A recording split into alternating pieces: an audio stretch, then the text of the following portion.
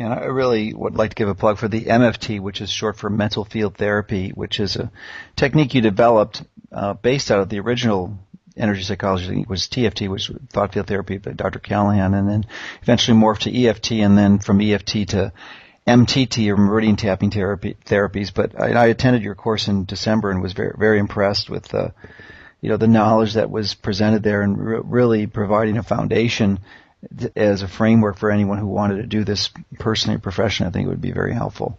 And then, so I would give that as a strong plug. But can people plug in at any time? Can someone go to ART 3 or 2? Is it really, because they didn't take the 1, would that be an issue, or how does that work from your perspective?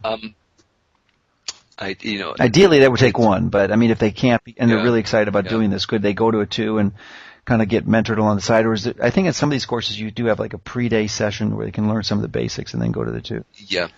Basically, we allow anybody to enter at any point into the field, but it is not like when you do ART 3, you don't learn in ART 3, ART 1, and ART 2. You learn ART 3, right. But you can just with that knowledge already do a lot of things. Right. But it's basically the whole pie of the knowledge is subdivided in subgroups, and you can enter at any point.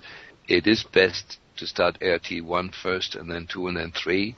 But a large number of people have done it backwards. Sure.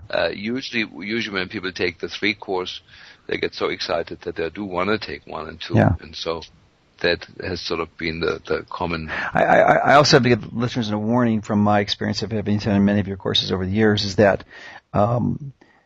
like life, things change. And you're always learning. You're a diligent student, and you're always modifying and improving the approach, so that if you take the course 1 year and you come back 3 years later, you're going to see significant improvements to that. So there's sort of always a benefit to go back for a refresher, because it's not a static course. It's dynamic. It's an evolving science, I guess, is the point I'd like to appreciate and comment on, and that you're always extending the field. You're one of the major pioneers out there. So it's just an incentive to get back and take a refresher. Yeah, maybe one last word to that. It is true what you said, but it's also true that the method and the whole field has become easier and easier as I'm looking through it with more clarity and understand more what these modern illnesses are and what people are really suffering from. My method of examining and treating have become much more easy. I'd like to give a number here that was just published a few days ago. I'm sure it's in your newsletter already. Americans spend 17.3% of their entire income on healthcare. And I promise you that's not going into my pocket. Yeah. And it is just the number, when you think about it, is astronomical. And that has, of course, doesn't have to do with that medicine has gone wrong, but it has to do with that our diet has gone wrong, our lifestyle has gone wrong. There's a whole electrosmog thing that has gone wrong. That our current society and the way we're doing our life is making people increasingly sick. So people are forced to spend more and more money on the health care, which is becoming increasingly ineffective because the health care that is offered can't fix the problems that are caused. Like when you have somebody who eats processed food and then develops cardiovascular disease, you cannot fix that with a tablet of digitalis or beta blocker. you have to go back to the basics and start eating organic food and raw food and doing all those things. And if somebody has a cardiac arrhythmia because they're sleeping in an electric field created by faulty wiring in their home, no vitamin C in the world will fix that. No herb will fix that. No medical drug will fix that. But that's what people spend their money on. Mm-hmm.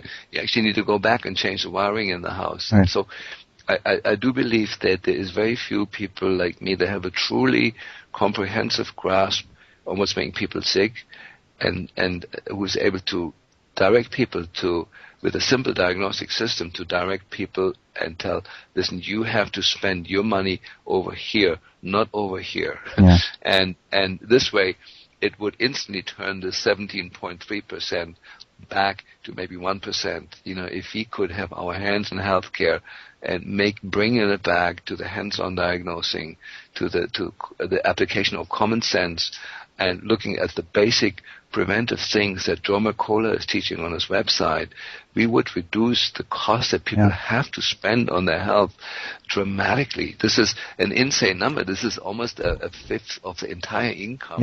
It's going towards health. And it, with especially the healthcare legislation, it's definitely going over 20%. It'll be more than a fifth.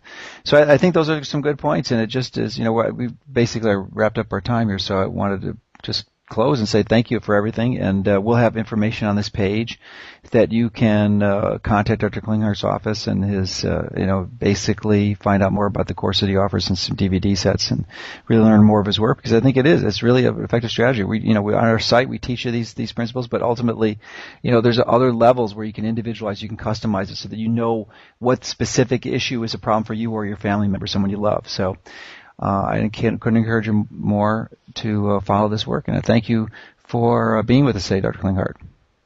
And thank you, Joe. It's been great to be your friend over so many years now. And I'm still learning from you every day. It is wonderful to have you in my life. All right, thanks.